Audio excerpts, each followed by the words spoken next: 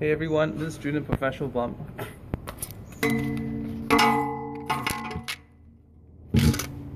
Shit. Hey everyone, this is Student Professional Bump here, and in this video I want to talk about the story about the tortoise and the hare. Have you heard about the sequel to the tortoise and the hare? So as you know, the tortoise beat the hare in a race, the jungle race, right?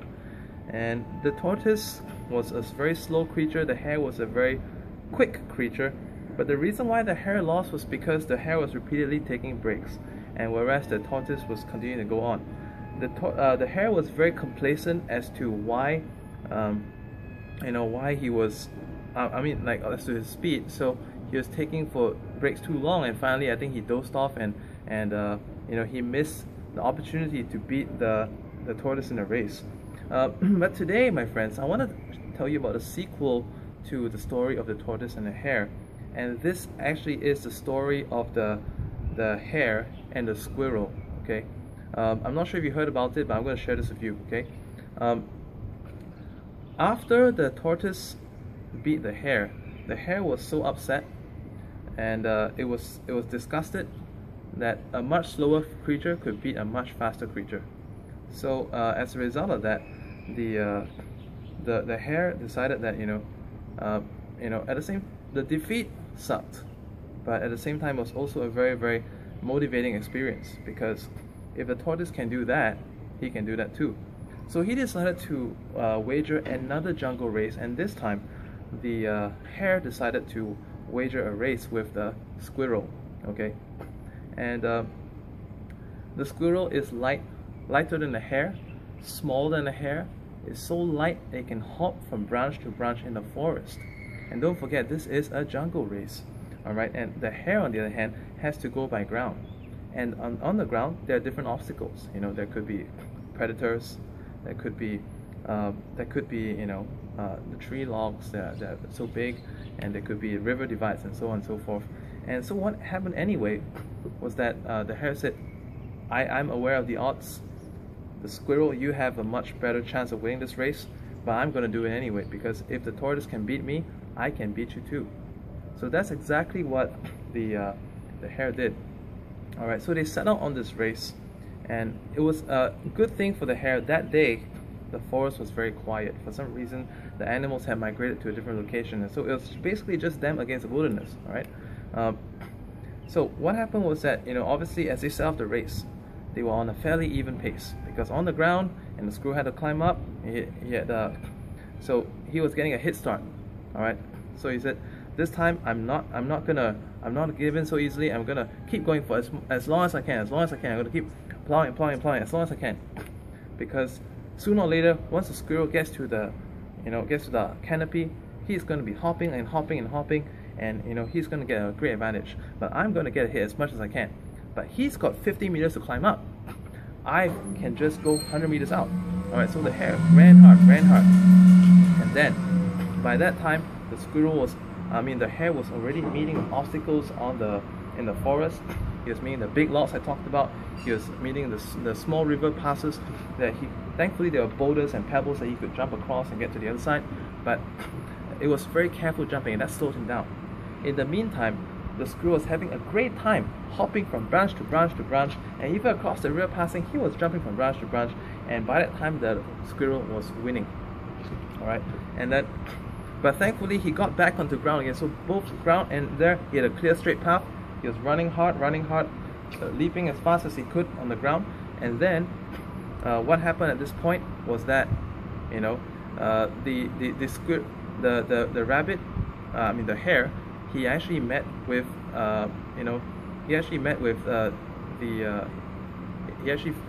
basically fell into a pit. All right, he fell into a hunter's trap.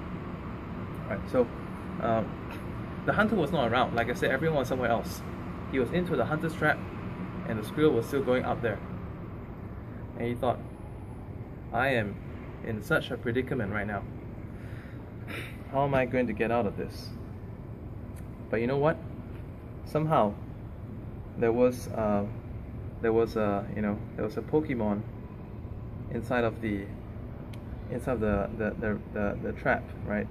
And this Pokemon had the powers of levitation, and it helped the hare get out. Alright? So the hare went on running, and the next moment, before long, I mean, he caught up, but he was already down in time. And this was a long race, alright? It was not a 3-day race, this was a week-long race. It was a super ultra marathon. And then the next moment, the squirrel was still making great results, and then he saw some acorns. And he took a break. But at the same time, okay, the hare's like, okay, you know, I mean, both of them had this, you know, GPS feedback, so they knew exactly where she'd go. So he's like, you know, I'm not going to slack on, I'm going to keep running. But you know what, this time? He fell. He fell into the river because he was exhausted. He didn't eat. That bugger was eating acorns up there, and this guy was starving. Couldn't find any carrots or anything, and couldn't find anything to nibble on. But frankly, he wasn't even concerned about eating. He just went on and on and on, and then he fell on the next river pass. He was trying to leave for a boulder, but he fell into the river, and he went into the sea. And then, as soon as he realized that he was on the verge of drowning to his death, and his last breath of oxygen escaped him, he sunk down into you know, meters underground, right? And at that point of time, there was a Japanese levitation master that was in the base of the ocean, and this levitation master called upon the fish, and so there was a fish. I mean, the Japanese levitation master brought him back up to air and gave him the power of being able to store air within a huge bubble. And on top of that, he actually ordered a fish to be his guide. Alright? And this fish came along, and the fish quite liked the hare as well. It says, "Where do you want to go? I'm going to take you." So the hare told him, you know, roughly that direction, and the fish said, you know, it's going to be a bit tough because there's a bit of a detour, but you know, if you're willing, I'm going to do it. Anyway, I'm fast, you know, I can take you there. That guy up there, I don't know what speed he can go, maybe 20, maybe like 16 kilometers an hour, but I can go at 45. And I bet you if we went around that bend, the detour, we'll still be in time. Alright, so let's do it. So he called to the fish, and the fish swam. And then, this already put him at a head start. By the time they reached the destination, the squirrel was like going at a slowly pace. It wasn't even going at 16 kilometers per hour. It was going at like, you know, like 5, because he was like so complacent. And then, so the hare caught up. And then they continue, and this time somehow they found themselves, you know, outside of the jungle. But when they both got outside of the jungle, you know, there was a problem. Okay, the good thing was that there were still some sparse trees, and then there were also like vines that the squirrel could swing from. But on the ground, you know, it was just a sparse desert. And you know what? The squirrel decided to take this route that, you know, there was a little bit more trees, so he still had the advantage. So it comes like a detour, but towards the end it's like a short distance. I mean, it's a detour, but he felt that he had the up in the air advantage. He could hop from the branches and so on, and it was cooler as well. And then the hare saw that, okay, I have a make it or break it opportunity. Alright, instead of going around that route, I have this opportunity to hop across a pile of coal. Alright, so across this pile of coal, you know, they kind of like he kind of like stepped onto the coal and was like, oh shit, this is hot, but there's so much more coal to go, you know, my feet are going to get burned. So he basically went, you know, he kind of like hopped onto the coal anyways, and he got his feet burned in the beginning. And the Japanese levitation master came into his mind. It was like, damn it, use your freaking levitation. So he used his levitation, coupled with whatever little energy left. He sprang, you know, super steps, but he sprang too much. He couldn't control his powers. And you know, at this point in time, they both of them realized that, you know, they were both got tricked. what they saw as a finish line was a mirage. They were not done yet. You know, they had to cross. You know, had to cross a cliff. Okay, there was a cliff. So they saw it just like that. You know, they saw it just like that.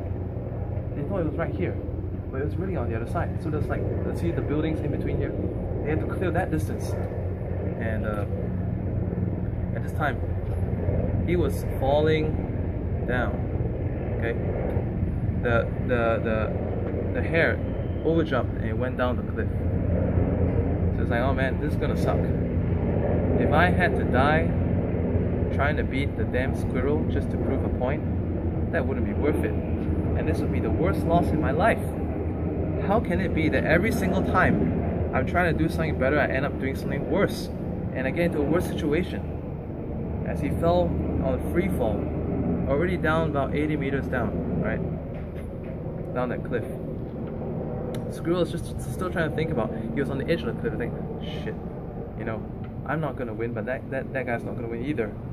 So, you know, let's see what happens. And he saw the guy dying and I was like, oh, how are we gonna solve that?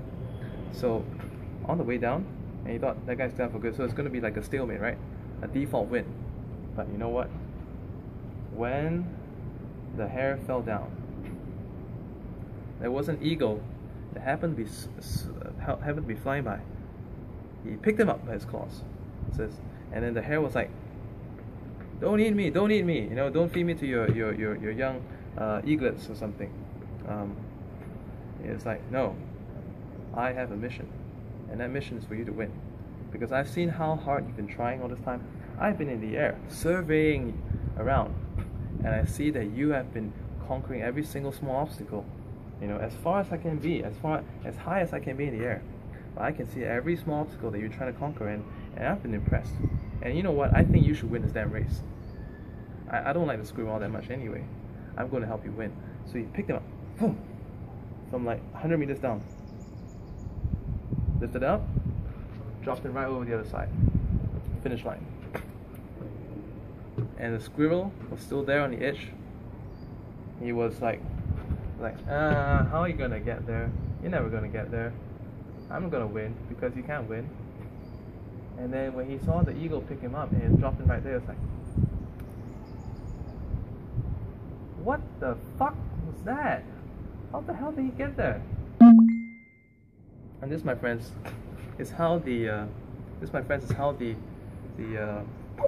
hare beat the squirrel in the jungle race. The point of the story, I mean, is this a true story? No, it's not. It's not true. Just like the tortoise and the hare is a parable. And in fact, where did this come from? Did I make it up? Did I make up some of it? In fact, I made up all of that story. But you know what the story really is about? Let me check if this recording is still running. Okay, it's still running. Okay, this story is about me. Because all my life, and not just me, but even you, all right. If you decide to click on this video, you're probably one of those people that's just like me. You're always looking for faster, better solutions, doing things, and you know, you just hate going the flow of everything. Everyone else is just doing the same damn thing, same damn direction, and it bores you to bits. And you find that there is a better way, and you know, until then, I'm gonna be looking for the better way. Eventually, I'm gonna win somehow, right? But everyone else is telling you, you can't win. You might as well give up and do what everyone else does. You might as well, you know, get back to school, get your postgraduate education, get a job, and you know, get promoted, and you know, married, settle down, have a happy ever after life, or maybe not so happy life, but okay life, all right, like everyone else.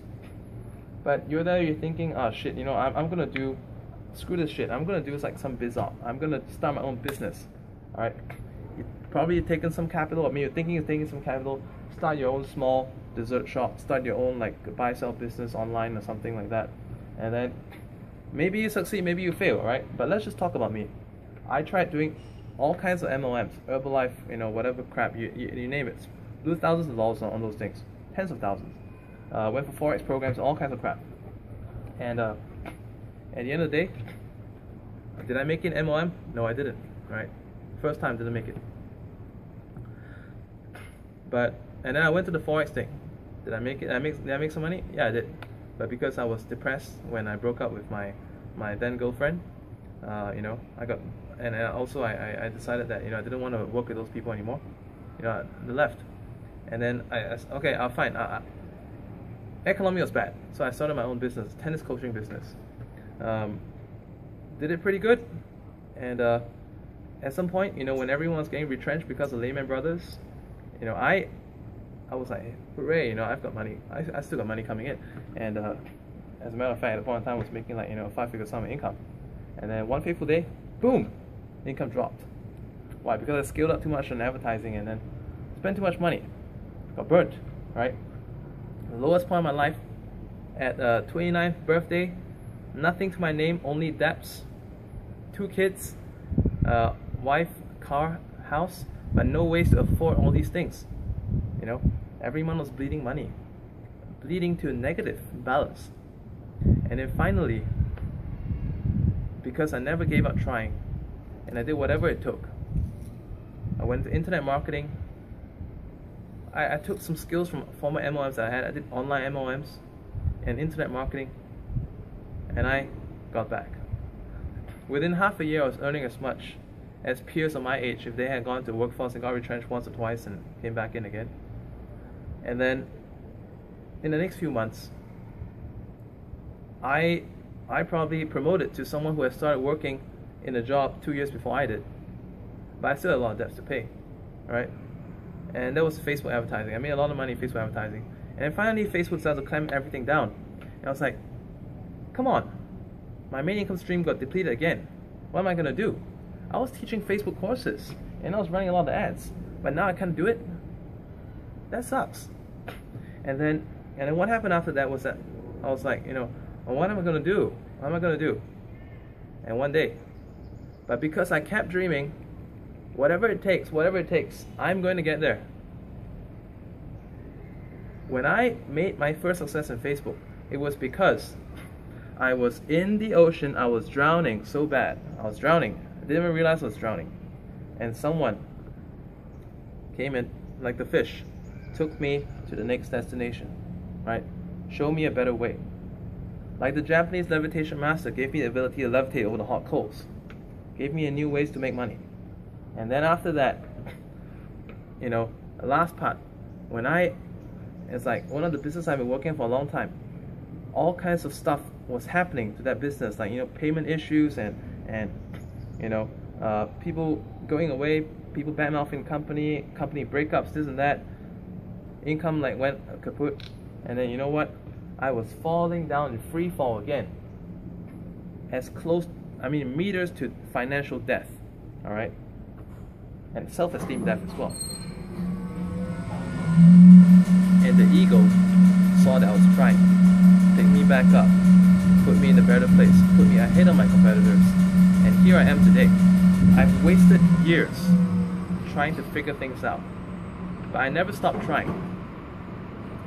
And when I never stopped trying, people around me notice that I am fighting. I'm fighting to achieve the goal still. And when you keep trying, people will notice and people will want to help. And what I built up was such a big following of help. People that were watching me, leaders greater than me, they were watching me and saying, whenever you need help, give me a hand. You know what, Julian, I'm going to bring you to that better place. And here I am today. I set a goal. I won't name who, alright? There was a bunch of people that have been patronizing me, my family, my parents. They looked down on us for years, and they always thought that taking the right way, the squirrel way, was comfortable and it was good and everything. Nice cushy jobs. And I swore that my family is never going to be trampled on again,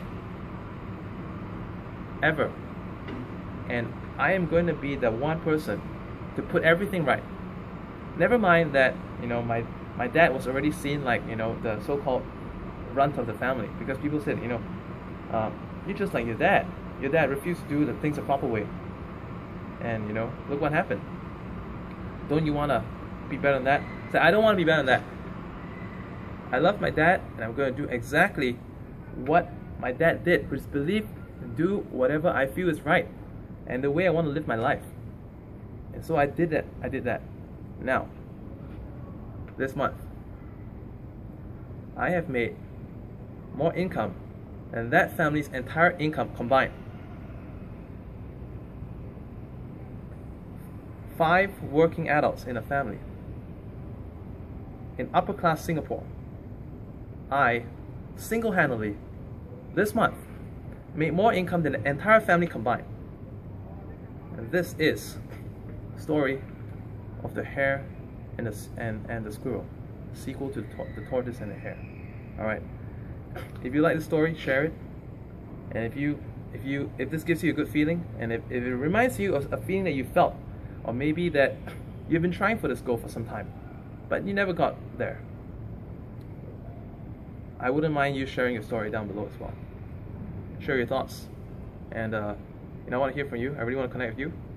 And if you want to make some big change in your life, if you don't even know what you want to do, that's fine. Link up me on Facebook. I'd love to talk to you, and even if you can tell me why I need you really need to break through. Send me a message on Facebook, and perhaps we can even Skype. Alright? My Facebook contact is facebook.com/theprofessionalbum.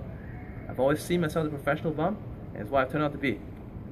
Working less and making much more money than anyone else in my age. Facebook.com/professionalbum. Julian Wong, that's my name. I'll see you soon. Bye.